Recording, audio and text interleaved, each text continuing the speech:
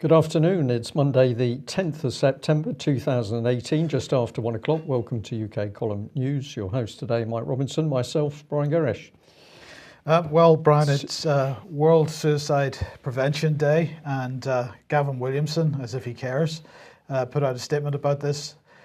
He said, "Every suicide is a tragedy, and as we mark World Suicide Prevention Day, we remember the importance of seeking help from our friends, family, or medical experts. I want to make sure that none of our serving personnel or veterans are suffering in silence. That's why I've launched our mental health helplines so that every individual knows where they can turn in times of crisis.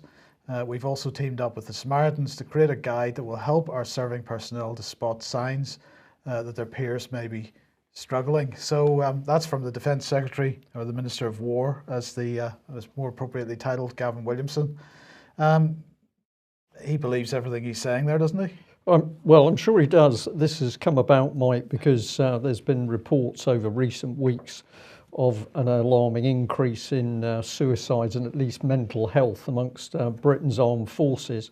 But we're not looking into the causes of that. We're simply saying, well, if you're unwell, if you're feeling off colour, then we're going to put in all these facilities to help you, which is drawing more and more people into the control of mental health attention. Yes. So the key bit for me on this is there's a problem. Nobody's looking into why we've got so many people with mental health issues in the armed forces, but we're going to make sure care is there for you if you suffer. Well, while he's looking at potential suicide amongst individuals, we've got to ask, are we committing collective suicide here? And I'm not wanting to make light of the first item there, but this is getting pretty serious now, because Britain continues to poke sticks where it really doesn't need to be poking sticks. It's creating enemies that it doesn't need to create.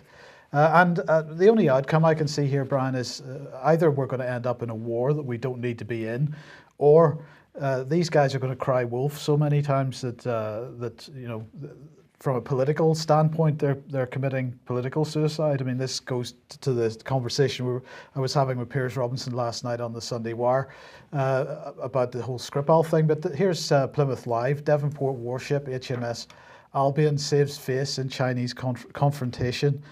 So this is HMS Albion, who decided that they would sail it close to some of the Paracel Islands in this case.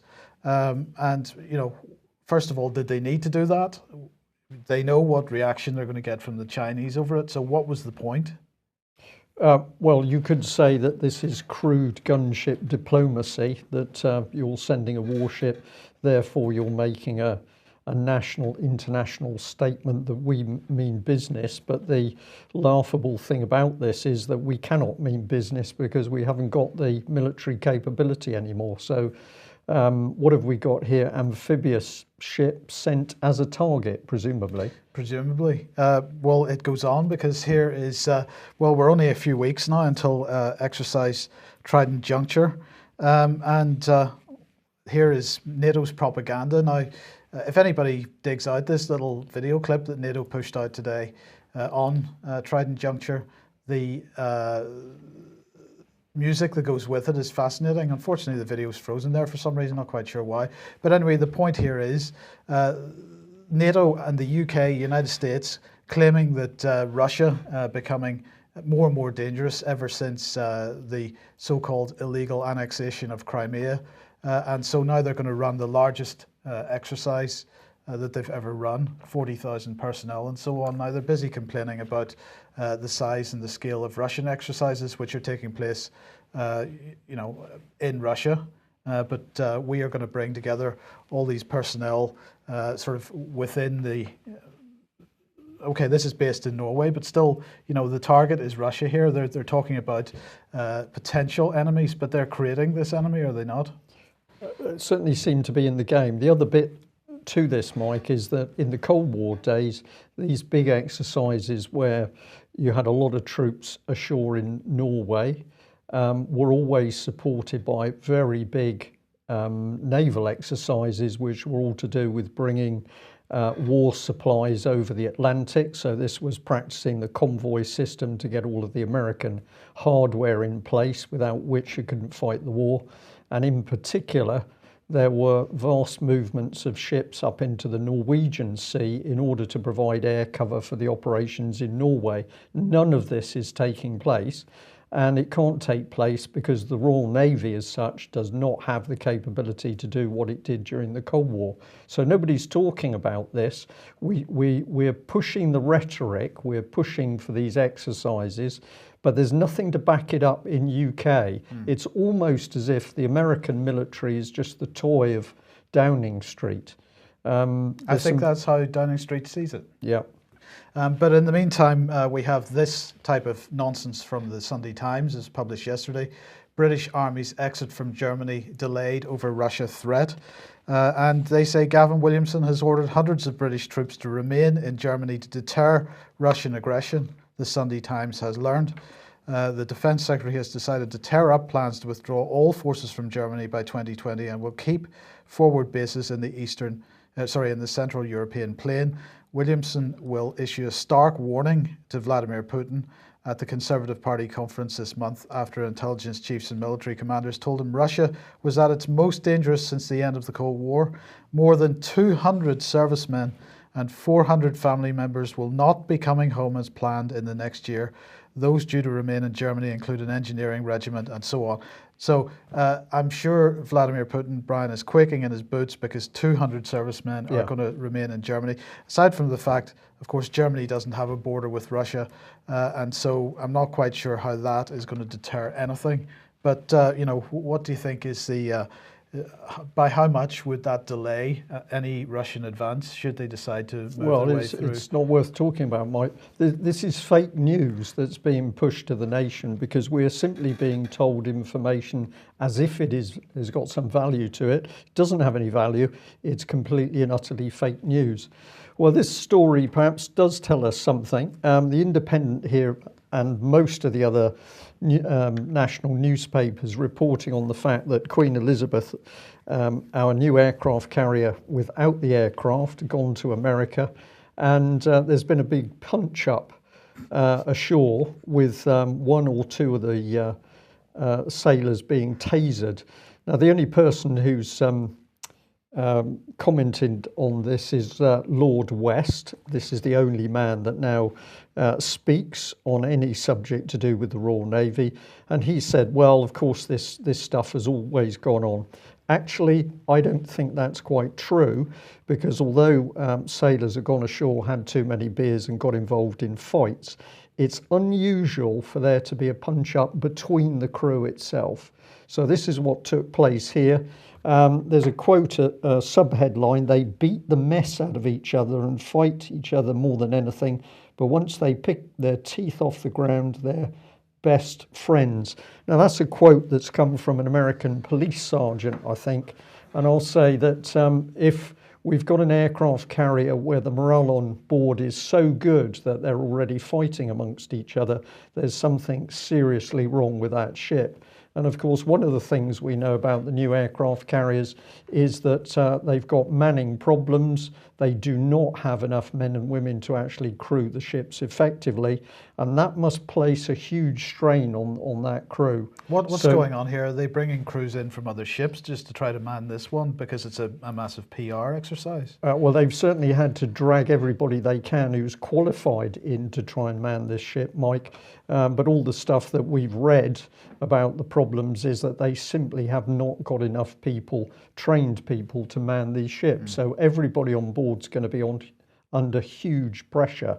And then we've got new solutions, like everybody's going to get GPS tracking so that they know where individuals are within the ship. Some of this sounds to me to be like breakdown. Whether it's that bad or not, I don't know. Well, where does that take us to? Well, the Minister for War has been checking out the new sacrifices, so I couldn't resist this one. Thoroughly enjoyed meeting the Air Cadets and Army Cadets UK in Enniskillen. A pleasure to see all the wonderful work that they're doing in Northern Ireland. So he's busy creating the wars with the Conservative Party, and these youngsters, most of whom want to serve their country, believe that they would be joining the armed forces for all the right reasons, defending the nation, friends and family, are going to be used as part of Theresa May's private army. And I'll just add that, of course, we've still got military boots on the ground in Syria, which David Cameron said would never happen. No vote in Parliament to put those troops into Syria. And of course, the Syrians didn't ask for British military support in the first place. So what are they doing there? Well, last week we mentioned that Tony Blair had been speaking on BBC and really working towards splitting up the Labour Party. He said, if you remember, I don't think the British people will tolerate a situation where, for example, the choice at the next election is Boris Johnson versus Jeremy Corbyn. So he's working hard to make sure that that's not the case. And he aims to set up a new centrist party. Well, if that's on what's going on the left, on the right, we have Steve Baker MP saying that as many as 80 Conservative MPs are planning to vote against the so-called Chequers plan regarding Brexit. And this is according to Steve Baker. He, of course, resigned over the so-called Chequers plan, which is the blueprint that Theresa May is following at the minute for Brexit without the exit. He says that the level of opposition means that Theresa May faces a massive problem at the upcoming Conservative Party conference. So he was giving an interview to the Press Association, and he said, if we come out of the conference with her hoping to get Chequers through on the back of Labour votes, I think the EU negotiators would probably understand that if that were done, the Tory party would suffer a catastrophic split, which thus far we've managed to avoid. He said, we're reaching the point now where it's extremely difficult to see how we can rescue the Conservative Party from a catastrophic split if the Chequers proposals are carried forward. It is absolutely no pleasure whatsoever to me to acknowledge that, but I look at the mood of colleagues and the mood of the Conservative Party in the country, and I'm gravely concerned for the future of our party. So clearly, Brian, what we're looking at is some kind of deep state operation to split up the traditional political parties. Yeah, without question. Right, and Theresa May has to be complicit in this, or maybe stupid enough not to realise that it's going on around her. But what are we going to end up with? Tony Blair in charge of some kind of centrist party at the end of it? Yeah. This is a pretty... It's an amazing coincidence, isn't it, that the European Union was brought in on a pack of lies back in the 70s. Now we can't make a national decision to come out, even though 17.4 million people voted for it. And at this very moment, politicians can't come to any sort of agreement. So our political system is beginning to fall apart as we're saying that the Russians are the biggest threat ever seen. This is engineered. I don't think there can be any doubt it's an engineered political situation. Absolutely. And in the meantime, the Sunday Times at it again, because yesterday they published this: police plan for riots and crime wave if there is no deal Brexit. They're saying police chiefs are drawing up contingency plans to deal with widespread civil disorder if the country's at the country's borders and ports in the event of a no-deal Brexit, according to a leaked report. The bombshell document prepared by the National Police Coordination Centre warns that, quote, the necessity to call in military assistance is a real possibility in the weeks around Britain's departure from the EU. Well, that report is going to go to the National Police Chiefs Council next week when they have their annual meeting, or a significant meeting anyway. And this is Chief Constable Charlie Hall from the National Police Chiefs Council, who's saying that there's no intelligence to suggest there would be an increase in crime or disorder if the UK and the EU cannot agree a deal. This is direct response to the Sunday Times article. And he's concerned, he says, that this document, or at least the publication of it, could feed civil disorder, widespread protest, which would then escalate into disorder. So, again, they're playing with people's minds here, Brian. This type of article is exactly the type of thing we might expect from the nudge unit, perhaps. So we've got a senior police officer warning that a government indirectly created document could lead to civil unrest. Right.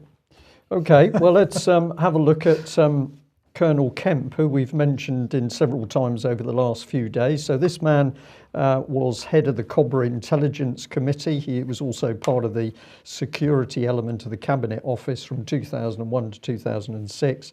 And we pointed out that in a BBC news article, which is as an excerpt on screen at the moment, that he was busy saying, yes, well, we did fail to pick up on the fact that we had Islamic extremists and terrorists coming into the UK. But nobody was at fault there, Mike, you understand. We just made a little bit of a mistake because we opened the doors and let these people come in.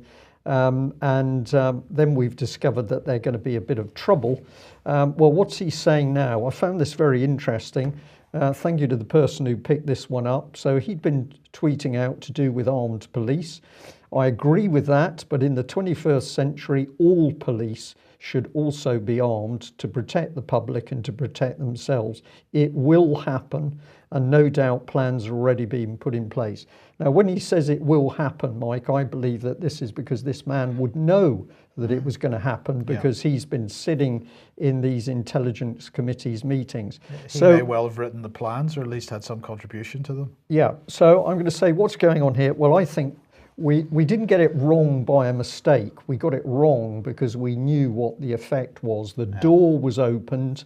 The extremists were allowed into this country. This wasn't negligence. This was planned action. And then one of the spin-offs of having the extremists in the country is we can wind up the propaganda to make people fearful, and then we can say very gently, well, you need armed police to protect you.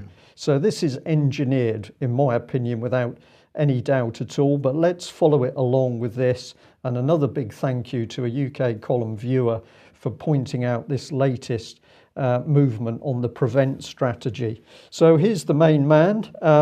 This is Bob Wallace MP, Minister of State for Security, and he was announcing recently, 5th of September, that there was a new prevent strategy document, the so-called Prevent Duty Toolkit for local authorities and partner agencies. And you can obviously freeze the screen there and have a look at the detail, but this is being pushed as very, very important documentation around a very important strategy that everybody needs to get on board, otherwise we won't be safe, Mike. This is the key thing. But what caught my eye with this was the importance given to local authorities, and we'll come on to this. Here's the document. I found it interesting that it's a prevent duty toolkit. So toolkit is rather light-hearted. It's the sort of thing you're going to use to sort out. We've got a bit of a toolkit to sort that out, but it's your duty to do this. So I think this is behavioural change type stuff. They're using applied behavioural psychology, but I can imagine the reaction of local authorities.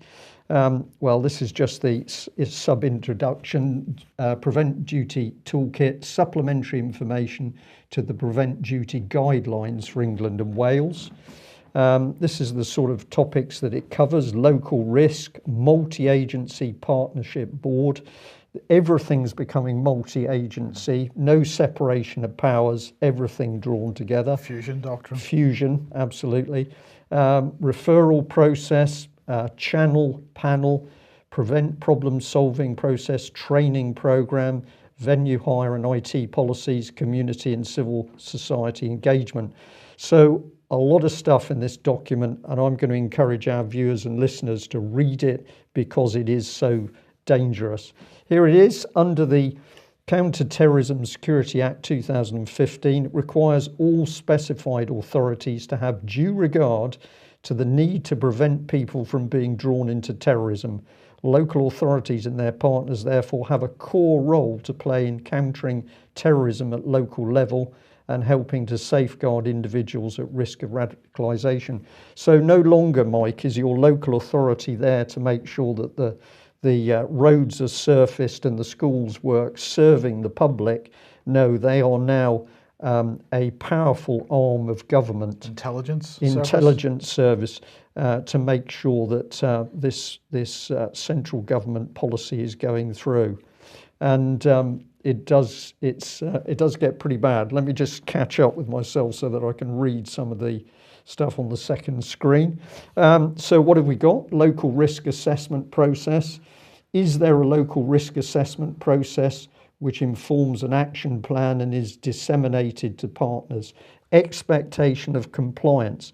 So this is the government telling local authorities there to do this. From the beginning of whenever the Big Society was announced, Brian, Big Society was being presented as locals making local decisions about their local communities, and we said no, this is about centralised control at the local level. Yeah, this is it. And they're talking about required compliance. Yeah. Yes. This is it. This is the government, power of the government coming down to the local level.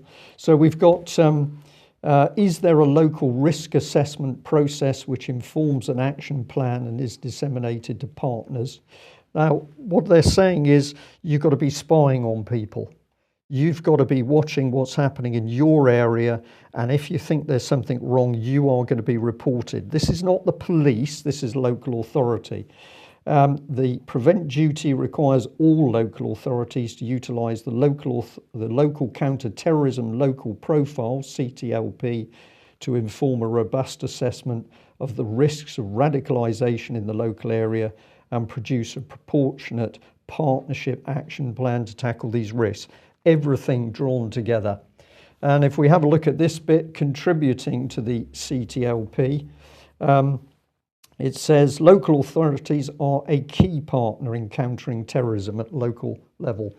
Whilst the police, therefore, while the CTLP is produced by the police, it's imperative that local authorities and their partners contribute to it. Local authorities should play a central role. Information provided by local authorities. So essentially now you've got a mixture of the security services, GCHQ, and anti-terrorism operating from Plymouth City Council, Sheffield City Council. This is very, very dangerous stuff. So let's go on. We've got delivering benchmarks, and we begin to see more and more what's actually going on here. Let's just blow that up on screen a bit. The organisation has a local risk assessment process. Well, we've spoken about that. Multi-agency board, spoken about that. Prevent partnership plan, agreed process in place for the referral of those identified as being at risk. Channel panel in place, meeting monthly. So this is not something where you've got to document if something happens. This is being driven on a week by week, day by day, month by month basis. And what I picked up here, Mike, and it caught my eye, and I just thought, wow, there is a venue hire policy in place to ensure that premises are not used by radicalising influencers, and an effective IT policy in place to prevent the access of extremist materials by users of networks. So who are these radicalising influencers? Whoever the local authority thinks they are, they can block venues. And of course, what came into my mind straight away was the media on trial, where venues were constantly blocked and nobody would say why. So I think we can say, was the media on trial event blocked by Prevent Strategy in Leeds? Well, of course, the answer is we're not going to know, because if we dig into this a little bit more, what do we find? We start to get into secrecy. It says the CTLP should be an official, sensitive, restricted document. The minimum security clearance required for access to official, sensitive, restricted information is baseline personnel security standard. However, the CTLP should include recommendations for activity against risk, which should be shared amongst all appropriate partners. So if you try and find out what your local authority is doing, did you ban our venue, you're not going to get very far, because the key people are all working under more or less official secrets. So this is the gulag. And this bit, community engagement, if you read this paragraph, what you'll see them saying is that we can't do this unless we engage the community. Positive community engagement is vital for prevent. A lack of community buy-in could negatively affect delivery across all the sectors covered. So they need the lowest possible level of communities to be brought into this Stasi spying system, otherwise it won't work. So I think we're being told how to counter it is we've got to make sure that communities are warned that what this actually is a very dangerous state intervention into people's lives. Mm-hmm. It's there on a plate. Did they block media on trial? If they did, we can now see that it's not Islamic extremists or terrorists that are worrying the government. It's anybody who dares stand up and challenge the government policy. Mm. And we'll just add this one in as well, because a sharp-eyed viewer picked it up, and that is that the government has been solidifying its security vetting. Now, originally, for the military at least, security vetting to make sure that you were not a security risk was carried out by the top level of the military, working with the security services, and they operated in that particular area.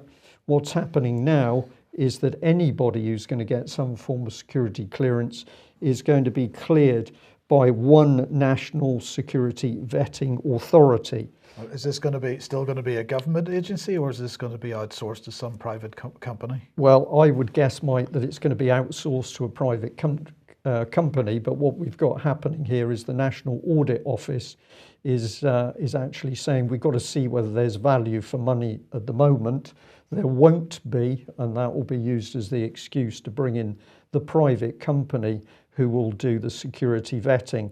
And of course, if you'll put through for higher level security clearance, the intrusion into your personal life and family life is quite considerable, because these people are asking some very personal and detailed questions. But Mike, you hit the nail on the head, because you mentioned what the overall policy was. We're going to remind people here that it was David Cameron, of course, that unleashed Big Society. And if you look at the back of Big Society, you come to Saul Alinsky, a Marxist, and it's his ideology that was adopted by the Conservative Party. They said that in some of their own material. Mm. Well, let's talk about Tony Blair again, because, Mint Press here, the headline is Tony Blair confirms receiving millions in donations from Saudi Arabia. They're saying that the Tony Blair Institute wrote flattering articles about bin Salman during his Crown Prince visit to the UK last year. Tony Blair's relationship with Saudi Arabia has come under scrutiny following the revelation that the non-government organisation set up under his name has received millions of pounds from Riyadh. Accounts published yesterday by the Tony Blair Institute confirmed earlier reports that Blair had received donations of up to $12 million from the kingdom. The Saudi donation, according to the Financial Times, comes from an organisation called Media Investment Limited, which is a subsidiary of Saudi Research and Marketing Group, registered in Guernsey. Publication of the accounts confirmed July reports the Tony Blair Institute had made an agreement with Crown Prince Mohammed bin Salman, effective ruler of Saudi Arabia, earlier in the year to help with a programme of modernisation for the kingdom. And of course, the photograph that they have there is Tony Blair chuckling with Prince Bandar. Well, Brian, I think it was last week you were highlighting once again, reminding us that Brooks Newmark had been over on the Turkish-Syrian border in 2013, speaking to General Idris in Syria, and making him all sorts of promises about what the British were going to do, about raining bombs down on Assad, if I remember rightly. Yep. And then a week later, after the vote in Parliament, which decided that we weren't going to bomb Syria, Brooks Newmark was publishing articles in the Daily Mail, which have since been removed, but can still be found on the Wayback Machine, where he was saying, what am I going to tell General Idris now?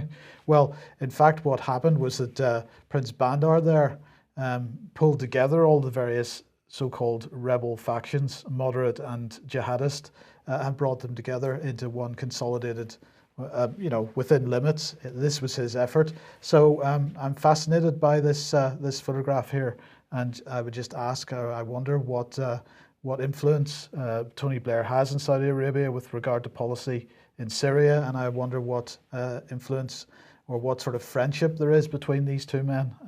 Well, they just pay him, Mike. He's bought, isn't he? Well, is Tony Blair intelligent enough to come out with the policy, or is he the man who runs off and does the policy? Well, I don't know. But anyway, in the meantime, obviously Idlib continuing to be in the headlines. Foreign fighters in Syria's Idlib face last stand, according to AFP here. Hailing from far and wide, they flocked to Syria to wage holy war. I'm just slightly fascinated that this article is admitting, because in Britain we wouldn't necessarily see that type of commentary, because we don't want to admit in the British press apparently that the people that are left in Idlib, in the last bastion of the rebel-held territories in Syria, are from far and wide, flocking to Syria to wage a holy war, because apparently everybody that's in Idlib is civilians, and we're going to bomb civilians. Of course, this is not truth. This is not true. And the France 24 article here it brings us a bit closer to the truth than perhaps British mainstream media would be prepared to mention. But in the meantime, as this operation in Idlib prepares to get started, we're not quite sure when the Syrian army is going to actually launch their attack on Idlib. But in preparation for that, YouTube is making sure that all Syrian state channels, according to Duran here, have been shut down, including Assad's and the Syrian government's YouTube channel, but SARS and other Syrian news agency YouTube channels being taken offline as well. Yeah, so the public, you're not going to be able to see anybody else's opinion as to what's happening. Absolutely. And interesting that over the weekend, Mike, there was that report that 200 US personnel plus British and I think some Dutch were still in the Idlib area. They were trying to get out via Turkey, but Turkey was apparently refusing that. And that information was originally posted by, and it's gone out of my head, but if you have a look at our Twitter page, you'll see the reports on that. Rodney Atkinson, yeah. Free Nations is where that information was posted originally. We haven't got any more details on that, but it does seem likely, but certainly US and British special forces operating in this area, have they now been trapped? As Assad's forces close in? We wait to see. Well, let's have a look at the BBC. It didn't take long in the BBC's latest reports to see more what's really utter lies. There's no other way of putting it. This was the paragraph I picked up on. What do we know of recent chemical weapons use? The Syrian government has denied ever using chemical weapons. However, experts from the UN and the Organisation for the Prohibition of Chemical Weapons have said government forces were behind an attack involving the nerve agent sarin on a rebel-held town in southern Idlib in April 2017 that killed more than 80 people. Well, that's absolutely not true, because that has never been said. The Syrian government has never been held responsible. The evidence has never been produced. The investigation has never taken place. So this has got to be labelled as BBC fake news. But of course, this is very dangerous stuff. So we withdraw comment from other news sources, Mike. That gets censored, but the BBC can pump out what it likes. Well, indeed. I mean, what they're saying about the OPCW there is simply wrong, as you say. Yeah. Yeah. And they know it. So why is there a war in Syria? Well, I have to keep putting this up. Let's remember that it was the BBC's own BBC Media Action that boasted it had people on the ground helping to stir up opinion against Assad. So the BBC helped to create the war in Syria. And I'm going to say, I think the higher levels of the BBC knew full well it was going to lead to violence, even if this lady, Julia Harkin, was so naive to think she was there doing a good job for the BBC.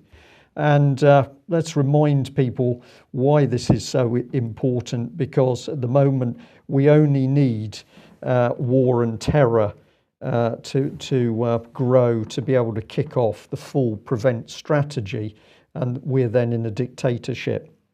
So the BBC really surpassing itself over the last couple of days, because whilst it doesn't want to tell the truth about war, its trash content is increasing by the week. So I had a look at Must See. That's the BBC's label. This is news that the BBC says you must see. And I suppose I'm a bloke. My attention was drawn to the label here. The sex tech inventor closing the orgasm gap. Now remember, this is must-see news by the BBC. Let's have a look at it. Now, actually, I'm not going to go into the content, because what I was more interested in was who had produced this rubbish. And of course, on the main page for this article, BBC main page for this article, we've got video journalist Hannah Gelbart.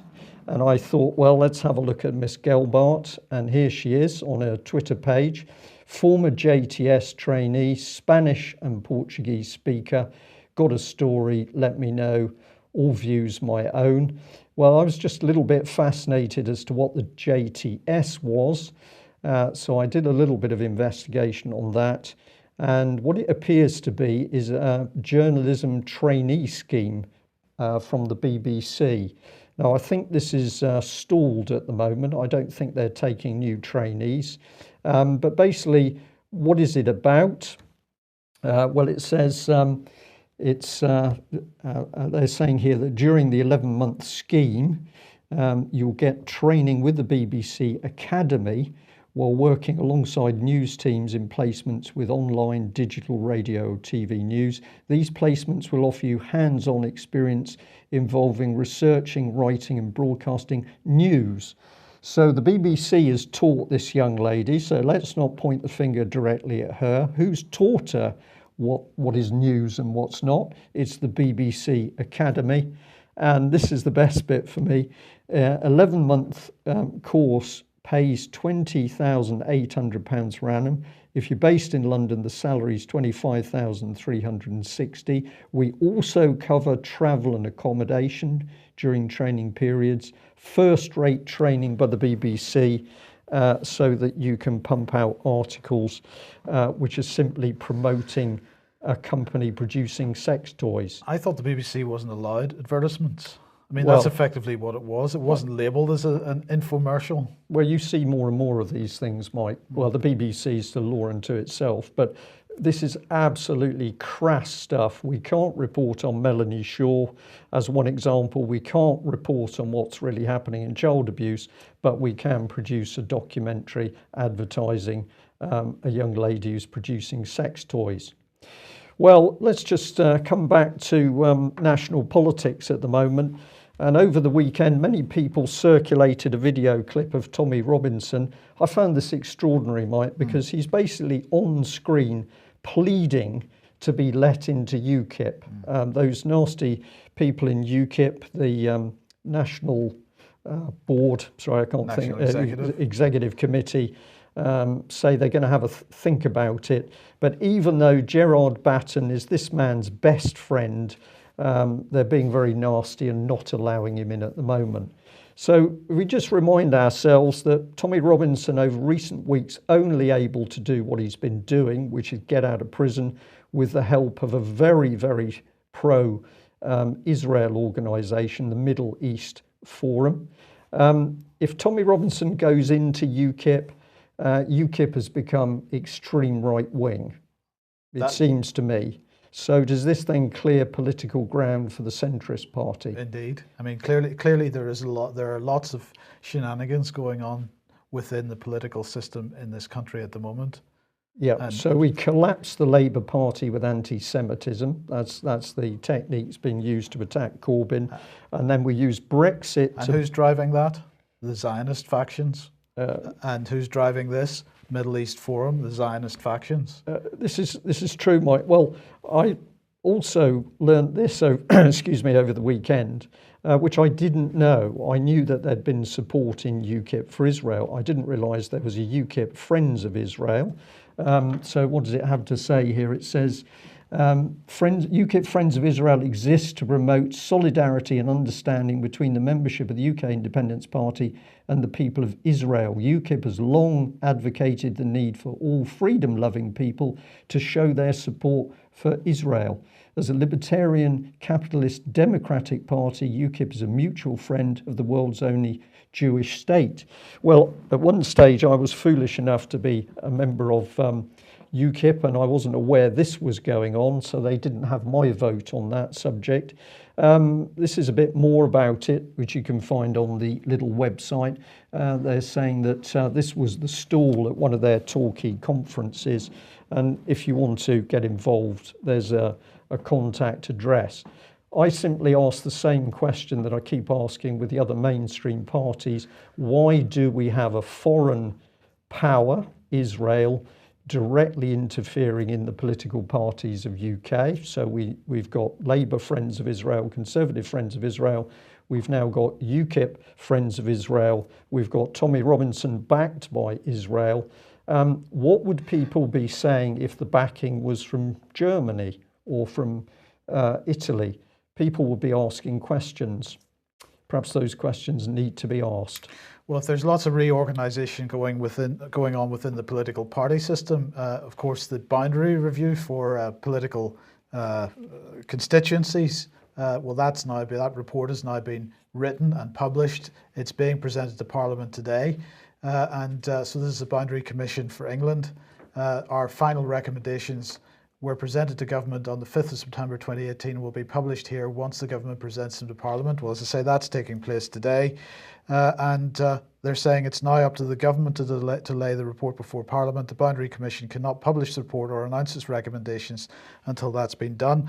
Well, what are the recommendations? Roughly, the proposed number of seats for the next general election in England will fall to 501 from 533. In Scotland will come down from 59 to 53. In Wales will come down from 40 to 29.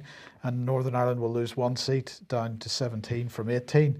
As well as reducing the number of seats, they're going to make constituencies more equal in size, Brian, so that constituencies will contain somewhere between 71 and 78,000 people. So they're going to mess with the boundaries. Now the question is, what is that going to do to the final result of any general election?